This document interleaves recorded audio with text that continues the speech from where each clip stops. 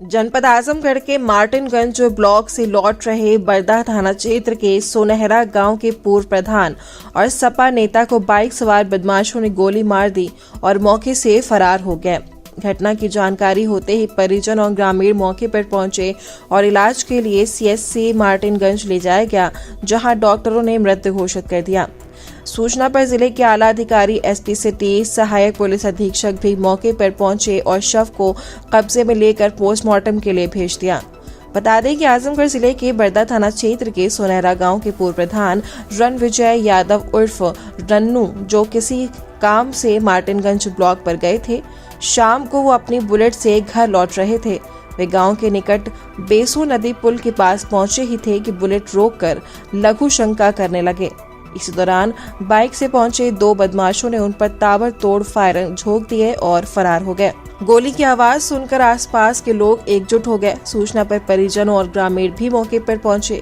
गंभीर रूप से घायल पूर्व प्रधान को आनन फानन में सीएचसी मार्टिनगंज ले जाया गया, जहां डॉक्टरों ने जांच के बाद उन्हें मृत घोषित कर दिया। मौत की पुष्टि होते ही परिजन और ग्रामीण आक्रोशित हो उठे और सीएचसी पर हंगामा करने लगे। इस घटना को लेकर पुलिस अधीक्षक ने बताया कि सूचना मिली कि सैदपुर सुनहरा गांव के पूर्व प्रधान रणविजय यादव उर्फ रन्नू को ईंट भट्टे के पास गोली मारी गई, जिन्हें सीएचसी मार्टिनगंज लाया गया, जहां इनकी मृत्यु हो गई।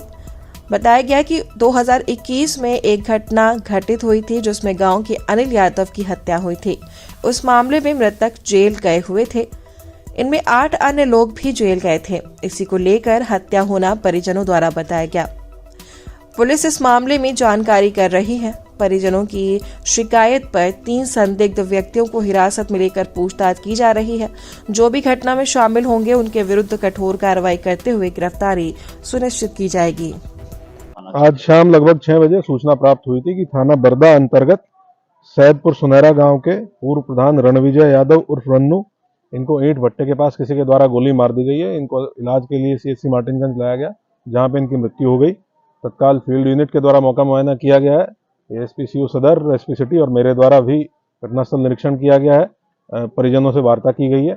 वर्ष 2021 में एक घटना घटित हुई थी, जिसमें गांव के ही अनिल यादव की हत्या हुई थी, जिसमें ये जेल गए थे। उसमें 8 अन्य लोग भी जेल गए थे। इसी कसीदगी को लेकर परिजनों के द्वारा ये हत्या होना बताया जा रहा है। इसके बारे में विस्तृत जानकारी की जा रही है। परिजनों के द्वारा जिन लोगों पर शक जाहिर किया गया है, 3 संदिग्ध व्यक्तियों को उठाकर पुलिस के द्वारा पूछताछ की जा रही है।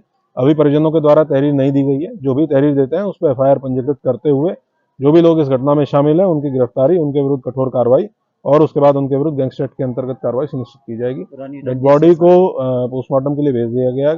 लॉ एंड ऑर्डर की स्थिति एकदम सामान्य है और हम लोग बहुत कठोर कार्रवाई सुनिश्चित कराएंगे।